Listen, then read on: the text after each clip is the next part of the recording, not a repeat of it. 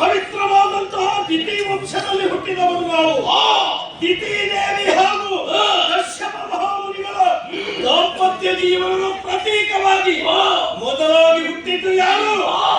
ಆದಿದೈತ್ಯರು ಎನಿಸಿಕೊಂಡವರು, ರಕ್ಕಸ ಕುಲಕ್ಕೆ ಪ್ರಾತಸ್ಮರಣೀಯರು, ಹಿರಣ್ಯಾಕ್ಷ ಹಿರಣ್ಯ ಕಶ್ಯಪರು ಜೀವನದಲ್ಲಿ ಮಾತ್ರವಾದಂತಹ ಸಾಧನೆಯನ್ನು ಮಾಡಿದರು. ದೇವತೆಗಳನ್ನು ವಿರೋಧಿಸಿದರು, ನಾರಾಯಣನನ್ನು ವಿರೋಧಿಸಿದರು, ಆ ಮೂಲಕವಾಗಿ ಮಡಿದು ಹೋದರು. ಎರಡನೆಯ ಪರಂಪರೆ, ಎರಡನೆಯ ಪೀಳಿಗೆ ಯಾರು? ನಮ್ಮಜ್ಜನಾದಂತಹ ಪ್ರಹ್ಲಾದ ದೇವತೆಗಳ ತಂಟೆಗೆ ಹೋಗಲಿಲ್ಲ, ನಾರಾಯಣನನ್ನೇ ಆರಾಧಿಸಿ ಜೀವನವನ್ನು ಸಾಗಿಸಿ ಅವರು ಶಾಶ್ವತವಾಗಿ ಪ್ರಪಂಚದಲ್ಲಿ ಉಳಿದುಕೊಂಡಿದ್ದಾರೆ. ಮೂರನೆಯ ಪೀಳಿಗೆ ನಮ್ಮಪ್ಪರಾದಂತಹ ವಿರೋಚನ, ನಾರಾಯಣನನ್ನು ವಿರೋಧಿಸಿದ, ದೇವತೆಗಳನ್ನು ಬಗ್ಗು ಮಾಡಿದ, ಬದುಕುವುದಕ್ಕೆ ಸಾಧ್ಯವಾಗಲಿಲ್ಲ, ಮಡಿದೇ ಹೋದರು. ನಾಲ್ಕನೆಯ ಪೀಳಿಗೆಯವನು ವಿರೋಚನನ ಮಗ ವೈರೋಚನೆ, ಅಲ್ಲಿ ಪ್ರಪಂಚ ಕೊಂಡಾಡುತ್ತಾ ಇದೆ.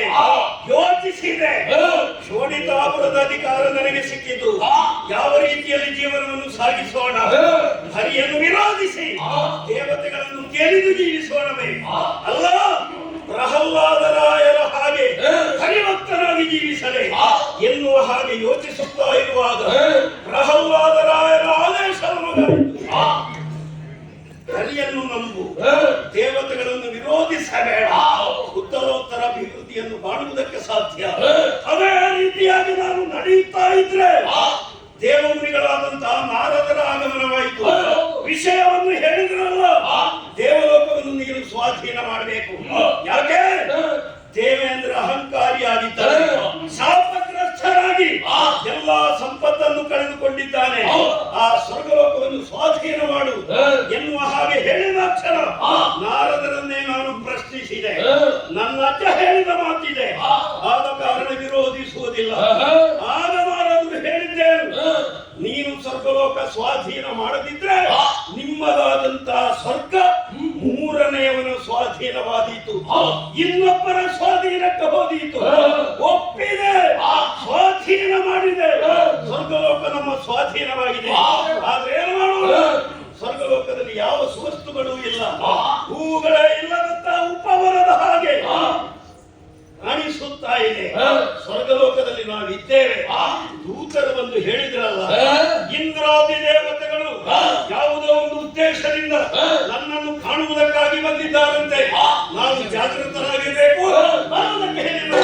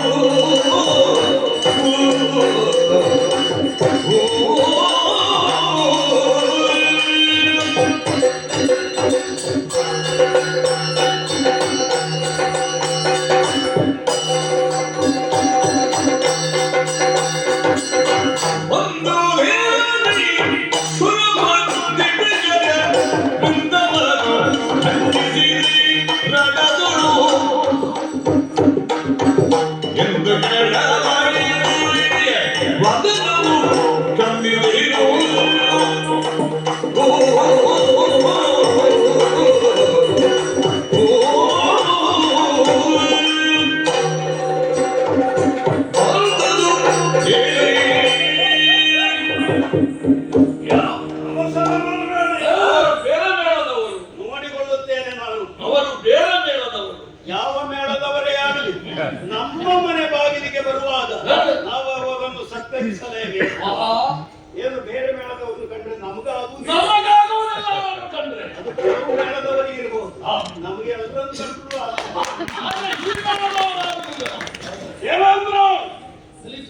ಯುದ್ಧ ಸಂಘಟಿಸಿ ಹೆಚ್ಚು ದಿನಗಳಾಗಲಿಲ್ಲ. ಸೋತವರು ನೀವು, ಇಲ್ಲಿಂದ ಕಾಲ್ಕಿತ್ತವರು. ಪುನರಭಿ ನೀನು ಬಂದಿದ್ದಿ, ಯಾವ ಉದ್ದೇಶ ಎನ್ನುವ ಹಾಗೆ ನನಗೆ ಅರ್ಥವಾಗಲಿಲ್ಲ. ಆದರೆ ಒಂದು ವಿಚಾರವನ್ನು ಹೇಳ್ತೇನೆ, ಯುದ್ಧದಲ್ಲಿ ನೀನು ಸೋತಿದ್ದಿ ಎನ್ನುವ ಹಾಗೆ ನನಗೆ ಅಹಂಕಾರವೂ ಇಲ್ಲ. ನೀನು ಕೀಳರಿಮೆಯನ್ನು ನೋಡಬೇಕಾದಂತಹ ಅವಶ್ಯಕತೆ ಇಲ್ಲ. ಯಾಕೆ ಬಂದಿದ್ದಿ? ಮುಖ ಬಾಡಿ ಹೋಗಿದೆ. ಏನಾದರೂ ನನ್ನ ಅಡಿಯಾಳಾಗಿ ಜೀವನವನ್ನು ಸಾಗಿಸಬೇಕು ಎನ್ನುವಂತಹ ಉದ್ದೇಶವು ಅಲ್ಲ, ಮೋಸ ಮಾಡಿ ನಮ್ಮನ್ನು ಸೋಲಿಸಬೇಕು ಎನ್ನುವಂತಹ ಭಾವವು ಏನಿದ್ರು ಹೇಳಬಹುದು.